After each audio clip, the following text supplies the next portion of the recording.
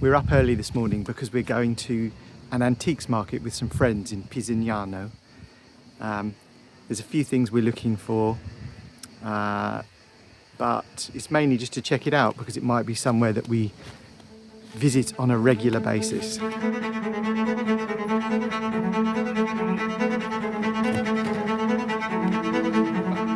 Second Snow White of the day.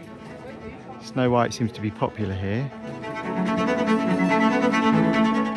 Spiral staircase that might be useful in our house. Look at that. It goes on and on and on. We've seen a couple of small console tables that we'd quite like, but we'll go back and have a look at them.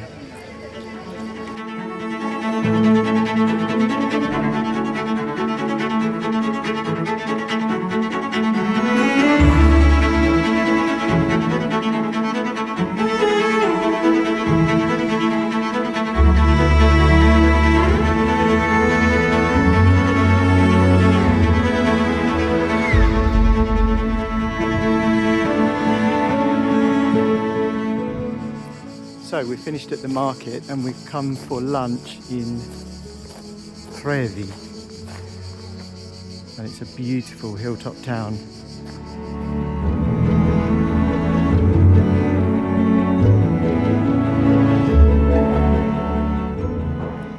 This is the second time we're trying to transform this room. Last time we had guests, it was just a temporary solution.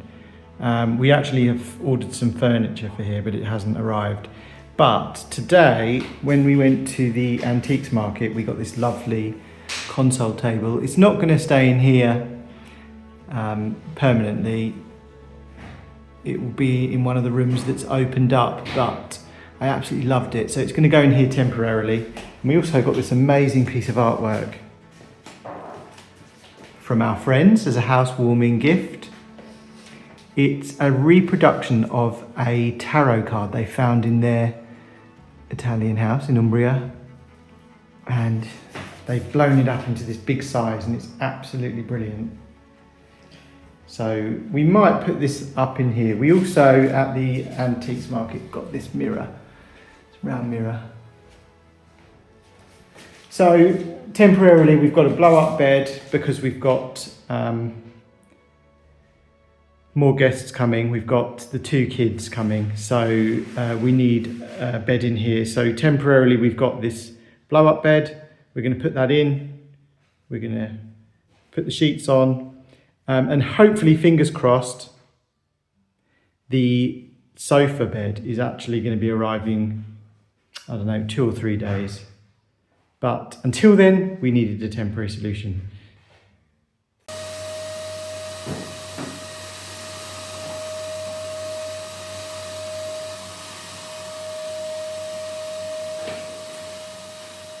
Prego.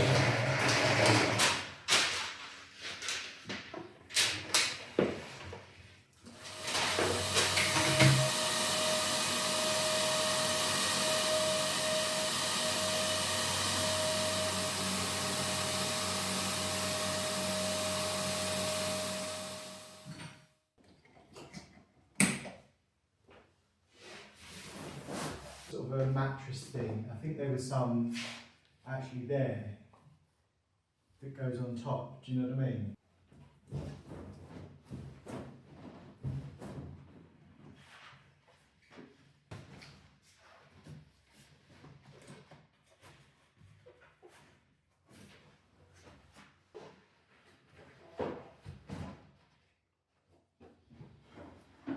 I knew that wouldn't fit.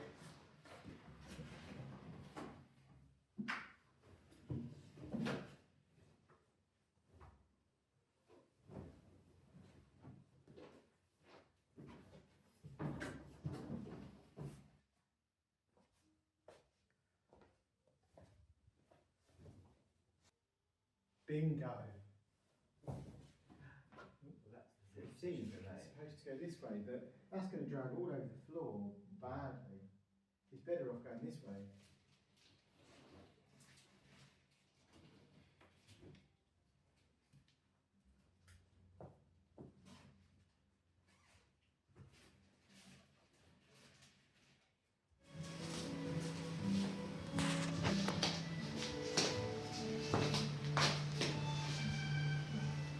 So I have an assistant, Ava, my daughter, and we are going to finally put up the parasol that's arrived. None of the rest of the furniture has arrived, but just the parasol. But that will do for now. Right. Oh, I was going to bring scissors out.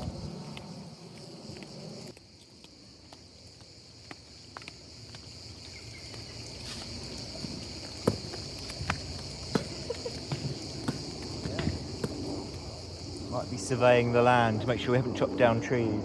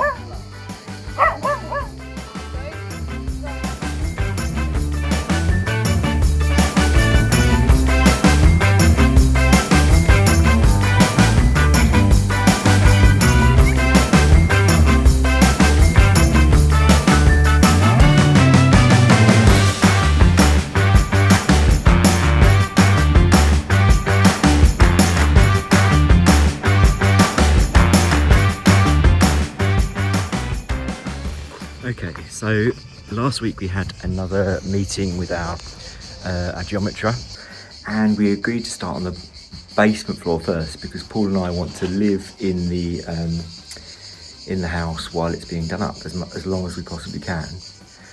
Obviously that's going to be 2 bedrooms and a little communal space, a bathroom, and a door through to hopefully what will be a new underground room. This is the room I'm in, is going to be one of the bedrooms. It's one of the old cellars. There's another sort of garage cellar behind me. There's this cellar through here, the old wine cellar, or something. I've got this strange cupboard hanging up here. So yes, if we can do the cellar floor first, we can hopefully still live on this floor when the roof is then being raised and the next floors are being done up to a certain point. We know we're going to have to move out at some point and not come because it will be unlivable for a little while at certain points. There's a lot of things that need taking down. There's a lot of old wires. Yeah, there's things like this. There's these hooks in lots of places. I don't know if you can see that. And there were lots of wires coiled around them. There were lots of wires attached to the beams. So it's going to take a lot of dedicated work, but it's kind of fun. It's kind of fun. Everything we're doing, it's looking better. Believe it or not, each little thing. So there's a means to an end now. We know we're making this into a lovely bedroom eventually. So I mentioned this cupboard already.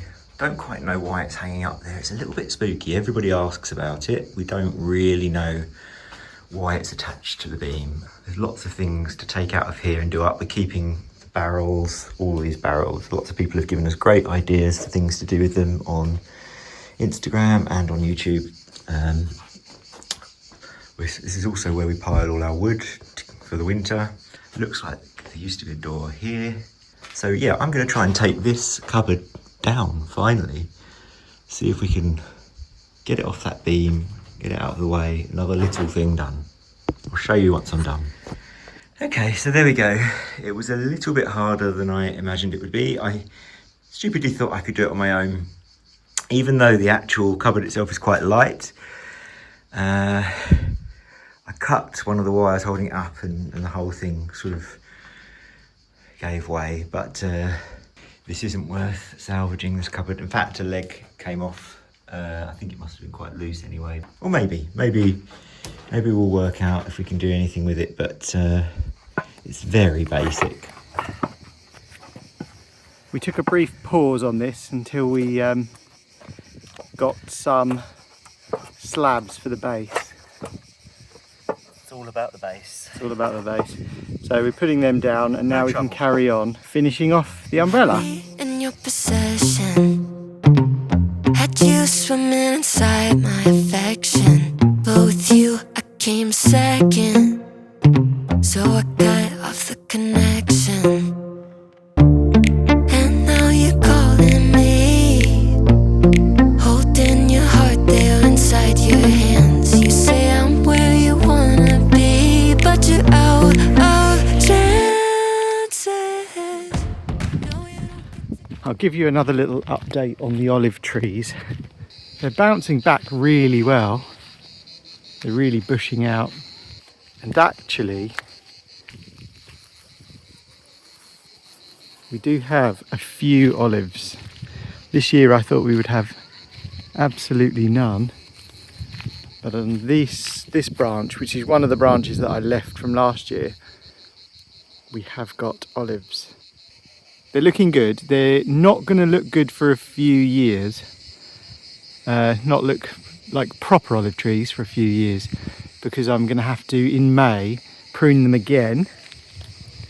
Get rid of a lot of these branches, smaller branches, and just choose some new leaders. And do that a few times, and then we'll get them back into a really good shape. But so far, so good. Okay, I don't know if we've been extremely naive. Probably with hindsight, we would have done things very differently. So, we were coming to Italy for a month, and we wanted lots of garden furniture. We had lots of people coming out to visit, and it was over August, so we ordered all the garden furniture with a few days to spare before we got here, so that it would arrive while we were here. Lots of garden furniture and a sofa bed for inside. And it said 2 to 3 days pretty much for everything on the website. So it was perfect for us. We thought, brilliant. Order it all. It will come when we're there. Put it all up. Invite lots of people over. And all the people that are already coming. Beds to sleep, places to stay, places to sit. And then we didn't hear anything. They said, oh, well, not all of the items were actually in stock, even though on the website it said they were. In fact, on the website it was still saying some of them were in stock. They were now saying weren't in stock. Eventually they've refunded us for all the things they said weren't in stock, although we've looked at the website and the whole time it's still saying they are all in stock, so who knows what's going on there. So finally, somebody has got in touch today. And actually today is a day when all the electricity is turned off in the village. So we have no Wi-Fi, no working fans. We can't do any of our regular work. And you know what it's like with no Wi-Fi. Anyway, somebody's finally phoned today to tell us they can deliver the part of our order that is coming. And it's 6 weeks and 2 days after we ordered it, and we won't be here. So now, on a day when we can't even use the Wi-Fi, we can't let them know that we won't be here. Oh God, it's a nightmare. The fun of having a slow puncture. Blowing up your tyre every single time we go out. We are on our way into Orvieto.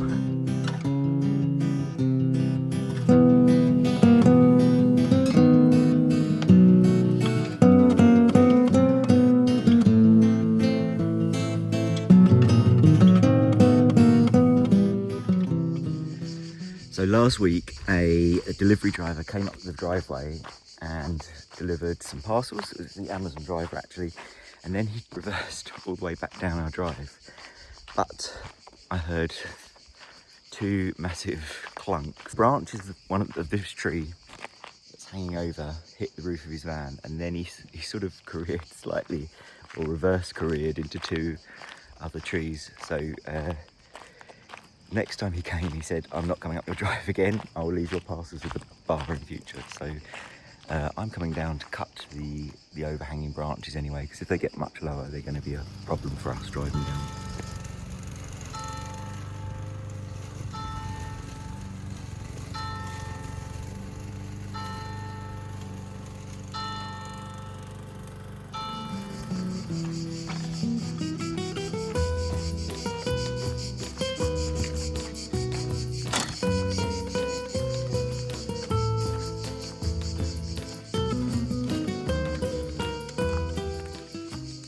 So this is what I mean. There's a big branch overhanging the driveway. Every time we try to drive out, the car hits it. Okay, so that's a bit better. This is a mammoth task. You come down here with the best intentions. You try and do a fair bit of cutting, and then you realise that actually you're getting nowhere. You're cutting branch after branch after branch, and it still looks the same. We're trying to spot Chingali in the garden, in the paddock. I think there'll be some if we do it. We can hear something.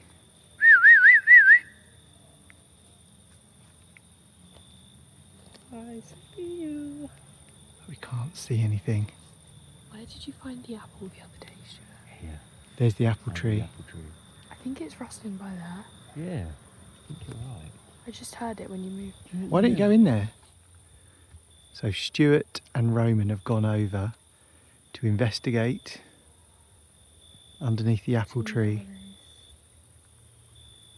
We could hear something over there.